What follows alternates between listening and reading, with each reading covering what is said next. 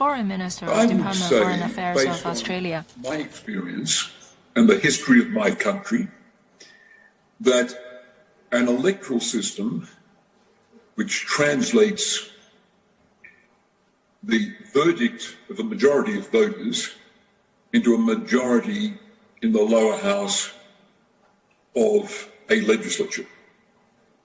That is the view of democracy. That's the very definition of democracy in our system of government.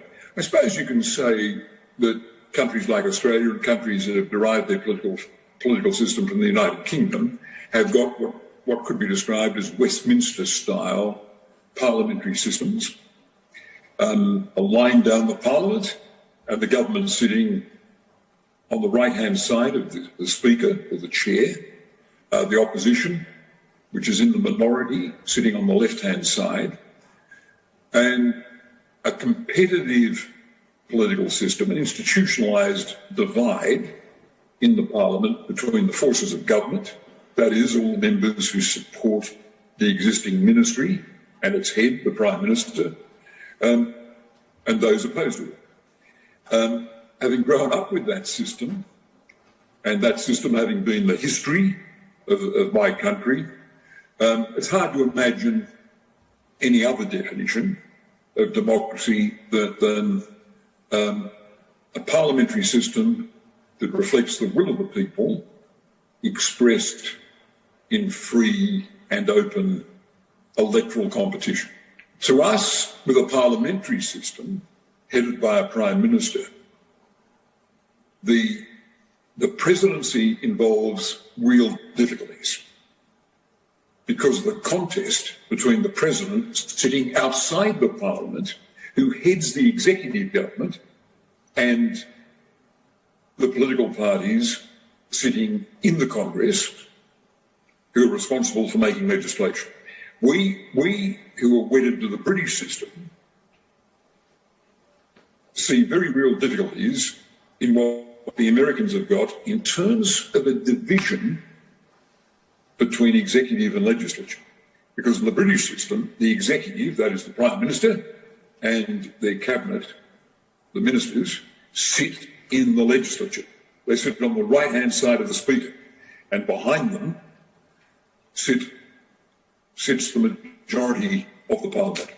So the US system is close to being unique. The French have got a bifurcated executive. They have a Prime Minister and a President.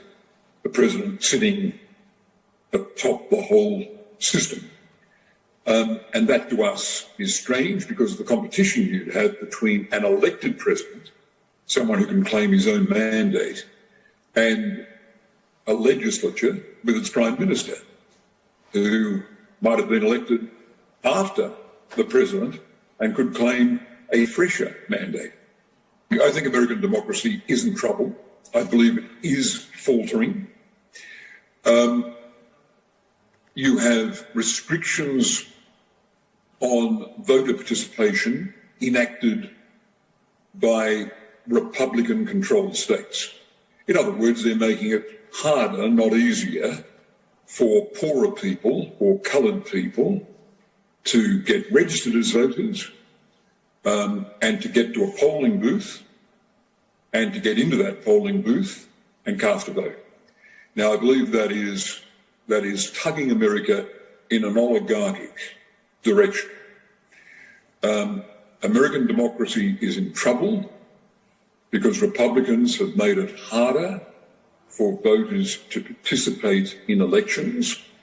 And since Trump's defeat, they've enacted laws and procedures that would make it easier for state officials to overturn or reverse the decision of voters in a future presidential election. Now, that is very serious, and it's a retreat from democratic practices. The US Supreme Court has negated previous regulations, negated laws, I should say, that overrode state-level restrictions on voter participation.